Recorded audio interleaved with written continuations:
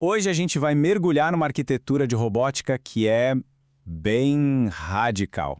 É uma ideia que não busca só melhorar as máquinas, mas reescrever o jeito como elas sentem o tempo, como aprendem e, no fim das contas, como elas existem no nosso mundo. Vamos começar com uma pergunta que, no fundo, todo mundo já se fez. Por que os robôs ainda parecem tão desajeitados? Existe até um nome para isso: paradoxo de Moravec. Coisas que a gente faz sem nem pensar, tipo pegar uma bola no ar, são um pesadelo computacional para eles. E a raiz desse problema, como a gente vai ver, está em algo que parece óbvio para nós: o tempo. Pensa assim, a inteligência artificial convencional enxerga o tempo como um relógio, sabe? Fatiando a realidade em pedacinhos como se fossem os frames de um filme.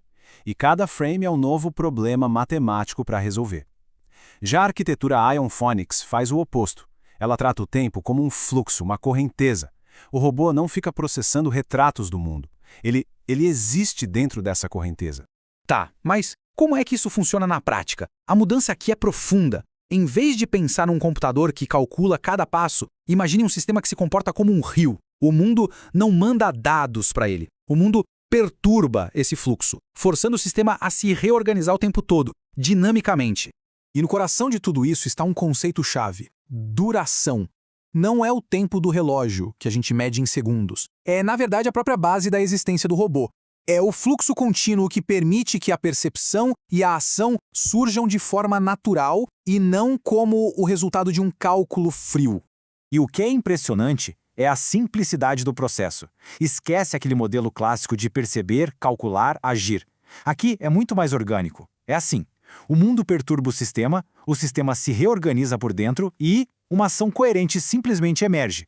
É como uma dança contínua com o ambiente, não uma sequência de comandos. E essa frase aqui, ela resume tudo de forma brilhante. O sistema não fica escolhendo uma ação numa lista de possibilidades, não é isso. A sua história, tudo o que ele já viveu, deforma o espaço de possibilidades futuras. O passado cria uma inclinação, entende? Certas ações se tornam mais prováveis, mais naturais para ele. Certo, faz sentido. Mas de onde vem essa história? Como ela é construída?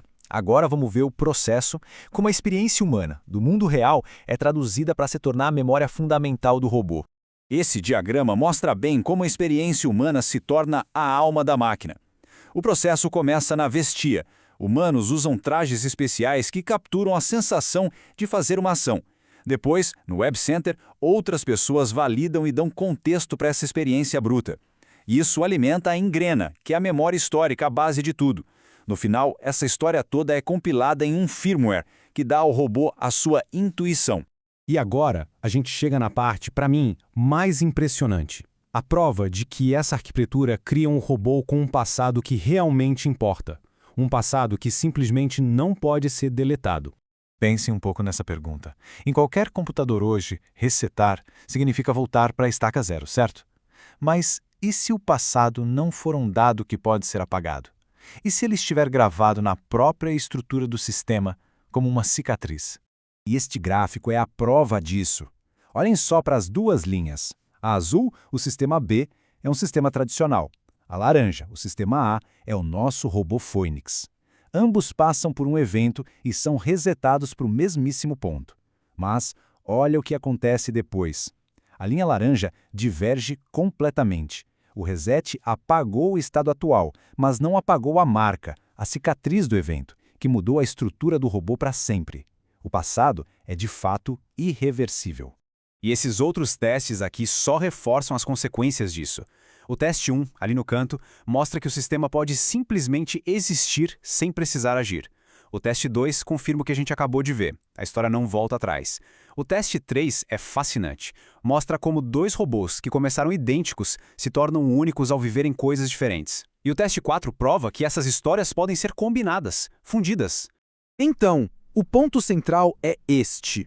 A história aqui não é um arquivo que se pode deletar. É uma cicatriz que o sistema carrega na sua própria estrutura e que vai influenciar tudo o que ele fizer dali para frente.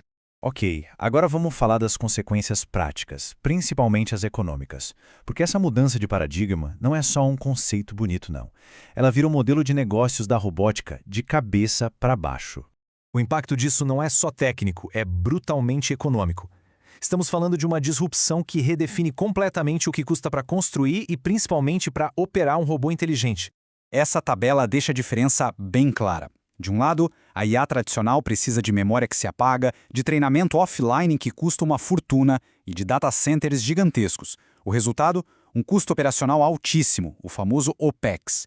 Já o Phoenix tem memória estrutural, aprende continuamente no próprio corpo e opera com base na sua história. Isso corta a dependência de data centers e, bom, o OPEX despenca. E as vantagens são brutais, não tem outra palavra. O consumo de energia é muito menor. Não precisa de nuvem, o aprendizado acontece ali, no próprio robô. Isso quer dizer que o custo inicial, o CAPEX, e o custo para manter tudo funcionando, o OPEX, não diminuem um pouquinho. Eles caem em ordens de magnitude. É outra escala. O que estamos vendo é uma reestruturação econômica completa. A viabilidade de ter robôs autônomos e adaptáveis em larga escala muda d'água para o vinho quando o custo para mantê-los operando e aprendendo cai de forma tão drástica.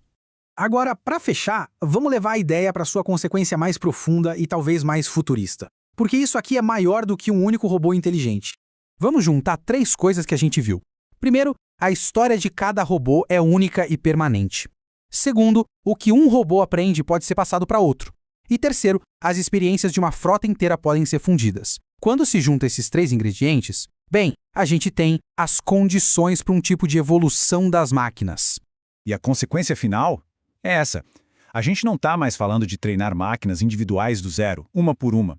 A gente está falando de cultivar uma linhagem, uma espécie de robôs que herdam e constroem em cima das experiências uns dos outros. E isso nos deixa com uma última pergunta, bem provocativa. Quando as nossas máquinas começam a carregar o peso e também a sabedoria de um passado que não pode ser deletado, o que isso significa? Não só para a tecnologia, mas para a nossa própria relação com ela. Fica aí a reflexão.